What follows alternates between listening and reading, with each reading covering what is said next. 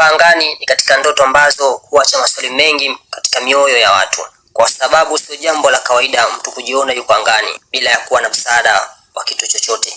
Mara nyingi ndoto hii huja ikiwa na hisia tofauti. Wengine huota kwa furaha, lakini wengine huiota ndoto hii kwa hofu, na kila hali hubeba tafsiri yake. Ikiwa uliota unapaa angani kwa utulivu bila kuogopa, hii mara nyingi inaonyesha alkhira na inaonyesha bishara njema ya jambo fulani mbele yako.